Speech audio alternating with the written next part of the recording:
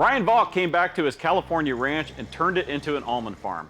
Here with me via Skype is Ryan Valk. How you doing, Ryan? Doing good. How you doing? Yeah, how's your nuts? Oh, they're just delightful as ever. Now, I've interviewed you on the podcast. You are an almond farmer, right? That's right. You were supposed to correct me there. You're actually a what kind of farmer? An almond farmer. Uh-huh. The L is silent. And why is the L silent? Why is the L silent, Ryan? It's because we shake the L out of them. And we're watching video of your YouTube of your shaking the trees. That machine actually shakes the trees and drops the nuts, right? Yes. Okay, that's pretty cool. That sounds like a very violent way to harvest. That's what we like to do around here. To shake your nuts? Just shaking our nuts. Okay. Okay, your almonds, do they go to almond milk? They do. So we sell to Blue Diamond, Yeah. which is actually a co-op that we're part of, and we let them do whatever they want. Okay, so you actually milk your nuts. No, I don't. Okay. There was a bit of a controversy, though, on whether it's called almond milk or almond juice, right? Either that or I've heard nut juice. Nut juice. Yeah. It sounds like a California thing, Ryan. It might be. Hey, you got kind of a unique story, though, right? Because the almond part of your farm is fairly new. Yes. We just started doing the almonds about 5-6 years ago. Mm-hmm. So what was pretty the new to farm? it. So what was the farm before that? We were just doing strictly cattle, and then we also had our poultry ranch. Okay, so how's this new venture? How is that planned out? Is it going good? Yeah, it's going pretty good. I think we're hoping for a little bit more profit sooner, but it's how these crops work. You know, I think you're probably the only one in agriculture that feels that way. Yeah, it's just us. Now, you have gotten on YouTube. You've embraced social media. You're big on Instagram. Why do you feel it's important to put your story of your farm out there for other people to see? I think it's very important. Just for example, there's things that going on right now in my life that are things that other farmers are going through, and people are wanting to see that. They want to see the struggles that we're going through. And also there's a lot of misconceptions with the farming practices that we do. And so being able to show the public what we're doing is really helping out those common misconceptions. You know, it's interesting to me because I raise corn and soybeans.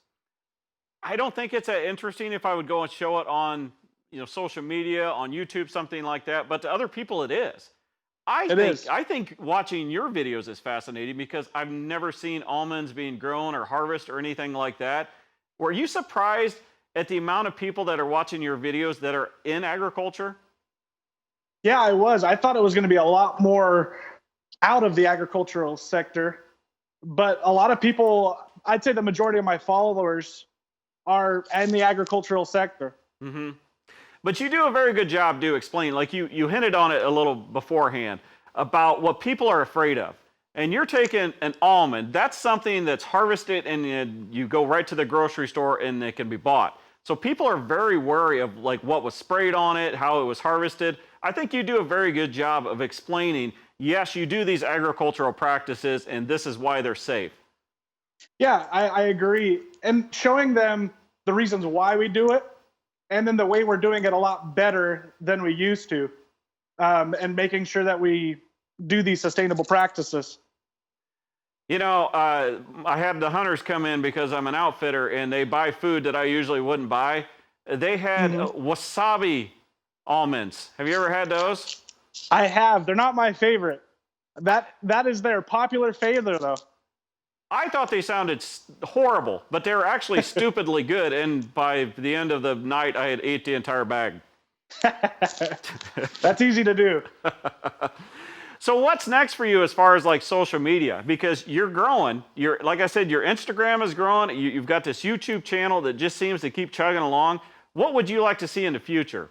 I would like to see more involvement with the public, whether it be through public speaking or things like that. I'd really like to get more involved with teaching people who aren't in agriculture more about what we do. Mm-hmm. Yeah, that's quite a shop you got there. Oh yeah. Even got a buddy back here. Oh, who's that? That's my brother-in-law, Skyler. Hi, Skyler. Welcome to Said hi. SharkFarmer TV. He seems thrilled. He can't hear you. He's better off. Exactly. All right, Ryan, where can people find you on social media? They can find me on Instagram, Facebook, YouTube. I started Twitter. Haven't done anything there yet, but everything is at California Farmer. Seriously, how did you get that handle? What did you get that like? I have no idea. Did you get it 20 years ago? And I got it just this last year. That's stunning to me that was still open. Amazing. Now Twitter, I just signed up for, and I don't know even what my handle I got. It's not the California Farmer on its Twitter. Yeah. I will say that you did a video one time about milking your nuts that made me laugh out loud like I've done very rarely on social media. So you're doing a good job, having fun, but yet getting information out there. Ryan, we really appreciate you taking the time to talk to us today. Of course. Thanks for having me. Okay, go pet your amens. If you have an interesting or entertaining video or picture and you think the world should see us, drop us a line. www.sharkfarmer.com. While you're there, check out What the Farm podcast and the one that started it all, the Shark Farmer podcast. Catch me Monday through Friday at Rural Radio Sirius XM channel 147 at 4 p.m. Eastern, 3 Central. And follow me on Twitter, Instagram, and Facebook.